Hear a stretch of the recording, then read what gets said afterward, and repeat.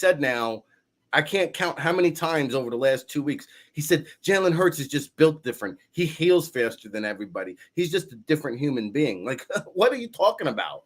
And so Mike Selesky said, yo, coach, what is this talk with Jalen just heals faster than everybody? Is he some kind of superhero that we don't know about? Maybe Mike Selesky's been watching the show. And Sirianni went into this really weird rant. He said, listen, he said, if you were to shoot baskets with Jalen Hurts, he would beat you. If you were to race Jalen Hurts, he would beat you. If you were to throw a football around with Jalen Hurts, he would throw the ball further than you. And he kept going. He said, Jalen Hurts is younger than you. Jalen Hurts eats better than you. He said, Jalen Hurts, hence, therefore, heals faster than you. Coach, bro, I burn the midnight oil too. Get some rest. Go take a power nap or something. It was weird. Anyway, wanted to get that in.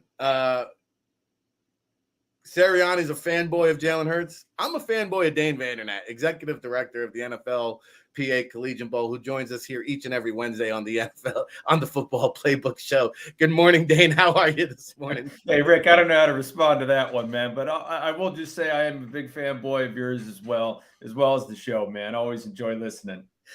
Yeah, I tell you, Sirianni's a funny one, man. Jalen Hurts just heals faster than all of us. I don't know. I will say I hate to paint this picture like the sky is falling here in Philadelphia, but sometimes, as you know, your 10 years as director of pro personnel with the then Oakland Raiders, things tend to happen in bunches, and the Eagles were kind of in cruise control. They were very fortunate with the injury bug all season long. Going into the Dallas game, they had just missed 13 total starts from all of their starters all season long. To put that in perspective, on average, since week one, teams are on average missed 36 starts from their week one lineups.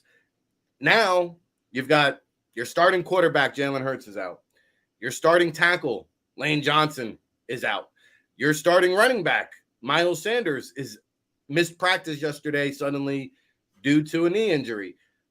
Chauncey Gardner-Johnson, a Pro Bowl safety, is out. Avonte Maddox, your starting slot, is out. Suddenly, things have changed in the last 7 to 10 days.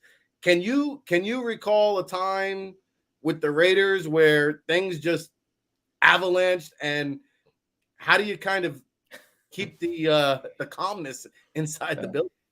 Which season you want me to reference during my time with the Raiders? Things seem to avalanche. No, you're absolutely right, Rick. This happens to every team every single year, right? Typically, you sit there and say that the teams that are going to go the furthest in the playoffs are the ones that are the healthiest, the ones that can run the football, and the ones that play good scoring defense, right? So really, Philadelphia is still firing on pretty much all those cylinders. Yes, we have 2 weeks left of the regular season, which is just a formality, right? However, like we talked about before, you don't want to be taking negative momentum into the postseason, right? You want to be firing on all cylinders. You want to take these games serious. We want to go out there with the players that we have on the roster and go win these football games and have that winning habit, have that winning mentality as we gear up for the postseason. So, to me, I understand that, hey, look, we just want to be healthy when we get to the postseason, but I don't think you want to go in there on a 2-3 game losing streak and then be expecting to play at your best.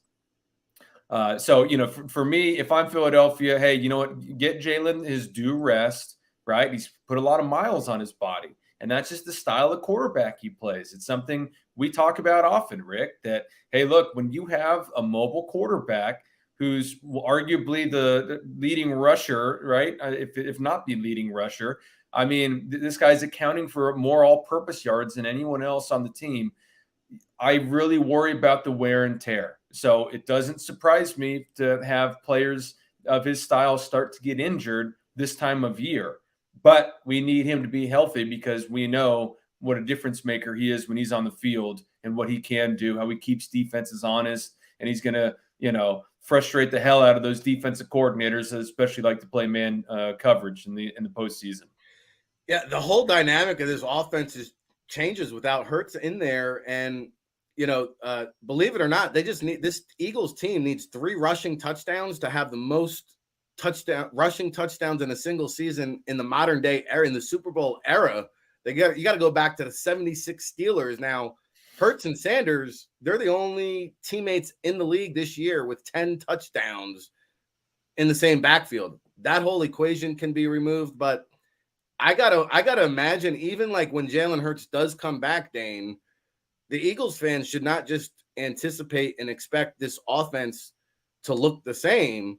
We saw it with Kyler Murray a couple years ago when he came back from a hamstring injury. He was relegated to being much more of a pocket passer. Do you think that based on the injury, based on, like you said, the accumulation of touches, will the Eagles need to adapt and adjust and kind of minimize Hurts and his dual threat capabilities? Or is that just the style of play? You run it till the wheels fall off. There's this small window of winning the Super Bowl this year. He's going to be due a big payday. Do you just kind of stick to the game plan? What do you think? Absolutely. The latter there, Rick. I think that, hey, look, what makes him dangerous is his dual threat ability. And, because from a defensive perspective, you have to play it differently. If we know that he's just going to stand in the pocket, we can account for that defensively. If we know that he's just going to scramble around, we can account for that defensively. But if you have the capability of doing both, there isn't a defense, there is not, for clarity, a defense that can handle that. And that's why it's so difficult, right? Unless you're only rushing 3 and you're going to have a full-time quarterback spy, who are you going to have that's going to be athletic enough to stay with Jalen Hurts, for the entire width of the football field, right? So not only do you have to think of it from a vertical standpoint, but also a horizontal one in how Philadelphia and Jalen Hurts' legs can affect what the defense is doing. So to me, you know what, I would absolutely go with it. I see that same small window you're referencing, right? To win the Super Bowl is now, because you've geared up, you've paid a lot of high-priced veterans. We talked weeks ago, Rick, about all the dead money the Eagles are paying this year. So you have to win on a rookie salary. That's obviously going to change next year when all of a sudden you got to pay Jalen Hurts a whole boatload, a whole Brinks truckload of money in order to be your quarterback, and how that's going to affect other position groups, right? So you're absolutely right. If I'm Philadelphia, all my chips are on the table right now because we have a great opportunity to win the Super Bowl this year. And the only way they're going to do that, Rick, is by Jalen Hurts being Jalen Hurts. You can't have a different style in all likelihood. I saw some in the chat room referencing the 2017 season. Obviously, Nick Foles, Carson Wentz, 2 very different quarterbacks, 2 very different athletes. I get it. It has been done. However, the likelihood of lightning striking twice is not high. So if I'm the Eagles, I do what I need to get Jalen Hurts back to performing at the level he does. Obviously, I don't want him taking on linebackers in the hole. Obviously, I want him to get out of bounds and slide and do all the normal things to protect himself. That's just the position. That's where we are with football. But we still need that dual threat capability. No, I agree. It changes the whole dynamics if he is just relegated to the pocket, because Gardner Minshew, to your point, was a pocket passing quarterback this week. And by the end of that game, Cowboys did not respect the RPO, the zone read coverage. They were just gunning after Minshew and could care less about the potential threat of a QB run or designed run or improvised run. And that is just removed from the entire playbook. It's the football playbook with Dane Vandernat, Ric Serritella here, you out there. I see some newbies joining us, waking up in the chat room. If you're just joining the show, my sources have told me that Jalen Hurts will not play this Sunday. For those of you in the chat room who were kind of on the fence, that's just what my sources close to the team have told me. Jalen will not play. Expect some Minshew mania part deuce this week against the New Orleans Saints. Now, Dane, I have you here. We are, I think 36 days away from the 11th annual NFLPA Collegiate Bowl out in Pasadena. January 28th, man, I'm getting excited for the Cali weather. Of course, NFL Network will televise that 6 p.m. Eastern on January 28th for all you Draft Nick fans. I want to get into some of the bowl games. By the way, there were some good ones last night in case you guys missed it. A triple overtime affair with Arkansas and Kansas, 55-53. If you had the over, guys, you looked pretty good there. But Arkansas held on. Kansas stormed back. Oregon, 28-27 over North Carolina, and another close one. We've got bowl games, Dane. This is a great time of year, man. It's a wonderful time of year, man. Woo, all day today. There's another 5 on Friday tomorrow.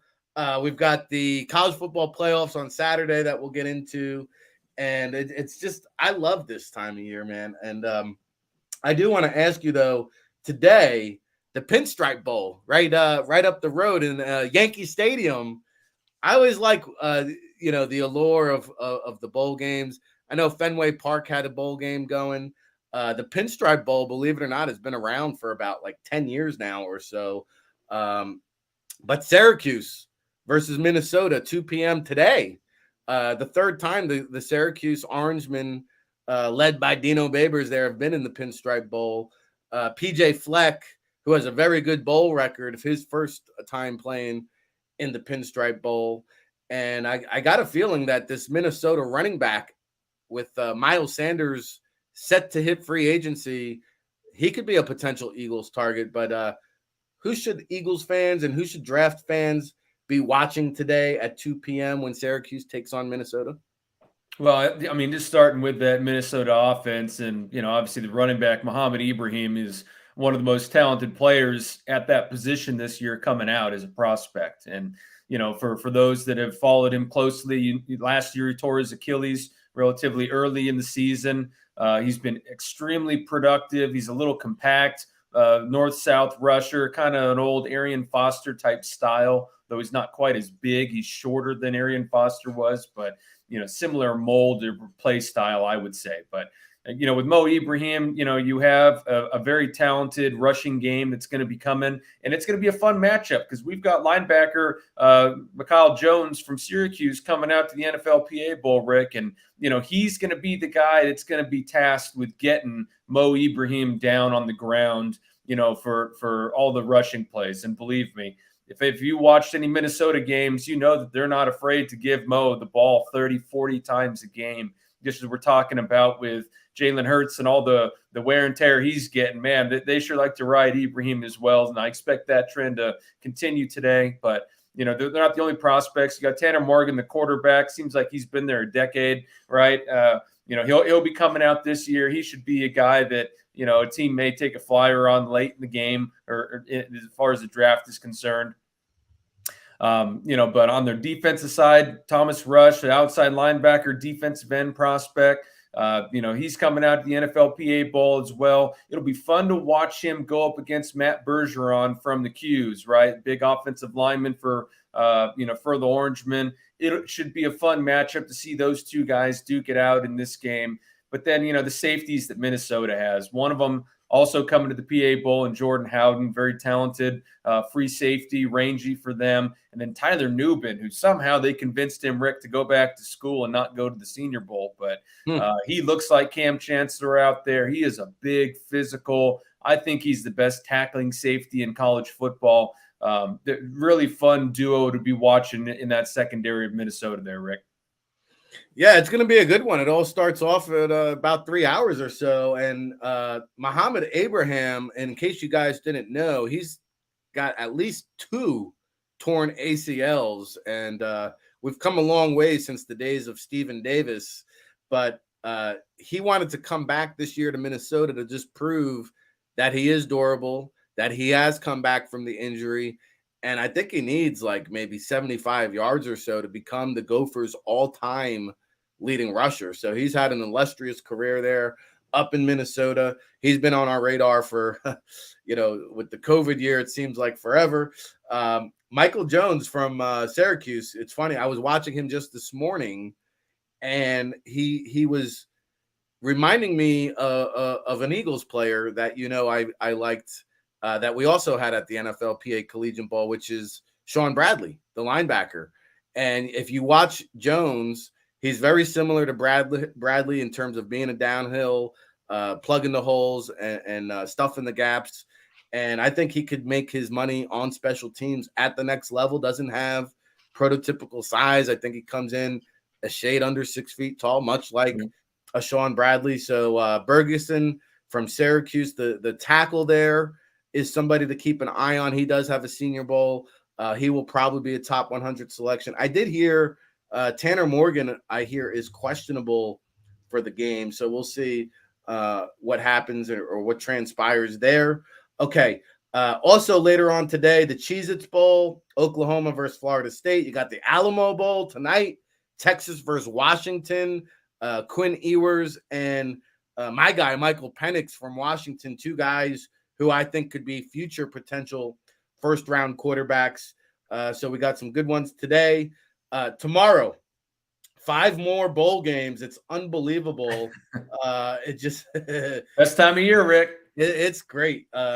Tone, by the way, I might have to be off tomorrow. Get ready for the there's so many to get into. We'll get into the college football playoffs. Let's fast forward to Saturday. You have, of course, the college football playoffs, but you also have the Music City Bowl, Iowa versus Kentucky, and then the Sugar Bowl, Alabama versus Kansas State. Talk to me about this one, Dane. Yeah, no, obviously everyone's been watching Bama for all these years, and we know what a dominating program they have. Guys like Bryce Young and, Henry Toto and Will Anderson, right? We know the big names from Bama. We know that they're going to be a tough squad for K-State to take on. But, K-State, just like we saw in that TCU Big 12 championship game, they're a tough squad themselves, and they've got some firepower. Adrian Martinez presents a dual threat at the quarterback position. He's an athlete. He's not afraid to lower his shoulder. He has, really a lot of those same things we were talking about a minute ago with Jalen Hurts. Adrian Martinez can affect guys from as a rusher, right? Arguably more so than as a passer, but in the passing game, he can throw it down the field to Malik Knowles. We know that he can turn around and hand the ball, Rick, to Deuce Vaughn behind him. So you've got a nice rushing passing attack, right? They got Cade Warner, Kurt Warner's son, also one of the receivers. And then on defense, they got a pass rusher, Felix, I'm going to butcher the name, Rick, Nduki Ozuma, right? Number 91 there, plays right defensive end. He's going to be going up against Tyler Steen, the left tackle for Alabama. Should be a fun matchup all game long to be watching. I think Felix is a heck of a football player. Really should be interesting to see in particular that battle. But we know also that Alabama's bringing that defensive firepower, got some talented DBs like Jordan Battle, like, DeMarco Helams, et cetera. So, it should be a strength on strength, Rick, from my point of view. I can't wait to see this game. Yeah, there's going to be prospects littered all over the field. And what I appreciate about the Alabama players is we've seen it this bowl season. I mean, it's the bowl games have basically become almost a spring ball kind of vibe to it.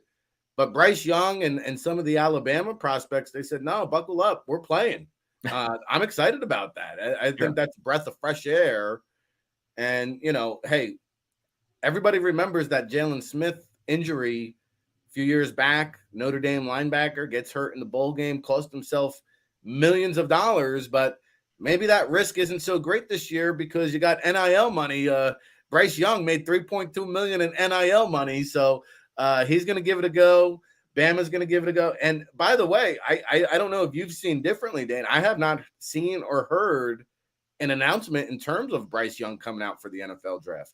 Yeah, nor have I. Now, they're usually pretty, tight-lipped, as is Georgia, as is Michigan, as is Ohio State, right? The 4 teams that are in the playoffs this year, all those teams are pretty conservative. And, the interesting thing too, Rick, is you and I are dealing with this year with NIL is these teams seem to be pretty persuasive in getting these guys to come back for another year. You look at Bo Nix up at Oregon, for instance, right?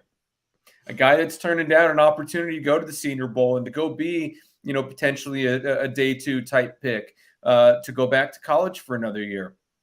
With some of these, I think it's pretty short-sighted, and I'm in disagreement with that decision to return. But, we're seeing the power of NIL. We're seeing the power and persuasiveness of these colleges to re-recruit their guys to stay for a 5th or even a 6th year in some instances. So very interesting dynamic that is really going to have some ripples next year in the NFL as well. Yeah, I think that's a poor decision by Bo Nix. There's nothing he's going to do to improve his draft stock after the year he just had. I mean, no, you're right. He had a great, the money that he would get between signing bonus and paragraph 5 in the NFL dwarfs the $5 million he's allegedly received to return back to Oregon. And, the other thing too, these guys aren't thinking of is that, one, your body can only take so many hits. Your body is only going to have so many prime football playing years. Why waste it in college where you're getting no pension and no long-term benefits rather than the National Football League that has a rather large and impressive retirement and post-playing career pension program? And then too, Rick, you get a lot of these 24, 25-year-old rookies. Well, if you're 25 and you sign a 4-year contract, that means you're 29 when contract number 2 comes up. That means you're 33 when contract number 3 comes up. So we're starting to get on the wrong side of the 30 slide here when it comes to re-signing and really being able to earn, because contract 2 and oftentimes contract 3, especially if you're, a star player, those are the big paydays. And now if we're getting a little longer in the tooth, teams are going to be more reluctant to issue such large paydays, especially that have those extra years at the end of them. So, something that not a lot of 21, 22-year-olds are thinking about. And I know it's tough when someone opens a nice little briefcase, Rick, filled with $100 bills and says, why don't you return on an NIL deal? But it is short-sighted, and I don't know that all these guys are always getting the full perspective on, from which to judge what decision they ought to make. No, I know it's fascinating because the NCAA now, they opened up this can of worms that they didn't quite anticipate. And now they're looking into how to resolve it. But it's a problem when you're talking about Bo Nix coming back and making $5 million. Well, hey, that's more money than Kenny Pickett made this year. So there's an issue there when it comes to NIL and what it means. And I think the COVID year, having this extra year of eligibility, we've seen this free agent frenzy with the DJ Ugaleles and the Grayson McCalls of the world. How about that? He's in the transfer portal and he's playing for Coastal Carolina. Hey, we could spend a whole episode on that. Adams exploits, don't worry. Tackles, defensive backs, we got you covered. It's the college football playoffs this Saturday, New Year's Eve. For those of you who, Hey, Ricky, real quick, man, and not to go against you, but Kenny Pickett's total signing bonus was 7.4. Oh, okay. So it's prorated to just 1 point something this year, but he did get 7.4. But at any rate, I know we're splitting hairs here. No, I mean, listen, that's the educational tutorial Thursday why we have Dane Vandernat on here. So listen, let's get into the college football playoff matchups. First off, number 2 Michigan versus number 3 TCU. We mentioned Alabama. A lot of people, myself being one of them, thought Alabama would have been a better college football playoff opponent than TCU. But hey, it's neither here nor there. I do know this. Max Stogan is an exciting player to watch, and he's a gamer. So I think anytime you've got a situation like that, TCU is going to give them a fight. I watched the running back DeMarcado, who's coming out to the NFLPA Collegiate Bowl. This kid is a little ball of fire. I like him. He's got some good size to him. I like the build. He's a triple threat. I think he can catch the ball as well as run the ball. Not too bad in pass protection either. But break down this TCU Michigan. Adams exploits wanted tackles. Ryan Hayes is a good one there for Michigan, isn't he, Dane? No question. And he's going to have his hands full, though, with Dylan Horton across from him, the defensive end from TCU, a former safety at New Mexico, Rick, that transferred to TCU, has been a nice pass rusher for them the last 2 seasons. That'll be one of those great individual matchups for us to watch. That's the type of matchup, Rick, as we know, that NFL scouts want to watch, right? They want to see an apple versus an apple. They want to see iron versus iron sharpening one another, right? That's going to be the best indicator of how this player is going to project to the next level, is how he performs in these types of games against this quality of competition. But, I mean, Max Duggan, I think you can make a case for why he ought to have won the Heisman. But he's got a lot of firepower around him too. One of the most talented receivers in Quentin Johnston, right? Tay Barber and Darius Davis, two others kind of slot, smaller receivers that really bring that speed element to complement Quentin Johnston on the outside. Running backs, you mentioned our man Amari DeMarcado, but Kendre Miller as well has been very productive for TCU this year. So TCU's got some offensive, tight end Jared Wiley, former Texas transfer, more receiving skill set, very akin to like a Mark Andrews over in Baltimore. Maybe not as quite as elite as Mark, but, still has some similarities from a play style standpoint. So, TCU is going to be bringing that firepower. We know Michigan's got some good players. They got linebacker Michael Barrett, corners Mike Sainristil and DJ Turner. So, Michigan's no slouch in that department either. Should have some great matchups along those lines, but we know it's all going to come down to Michigan trying to pound the rock. Right? They're going to try and out physical TCU. TCU is not known as, being the most stout or the most physical of defenses. So this is where it's going to get interesting, is can they slow down Michigan's offense? Can they slow down J.J. McCarthy, Donovan Edwards, Blake Corum if he's healthy, Ronnie Bell, Cornelius Johnson on the outside, Luke Schoonmaker at tight end there. So, Michigan's got some talent, Rick, and it's going to be a fun matchup itself. Yeah, that's Schoonmaker. I like him. He's a great blocker as a tight end, and it's going to be a close matchup, but I think Michigan takes it. How do you see that one? I think Michigan takes it as well, but I do think it's going to be a closer game, and I'm hopeful that TCU is going to, be able to put up some points and keep this thing, from getting out of hand.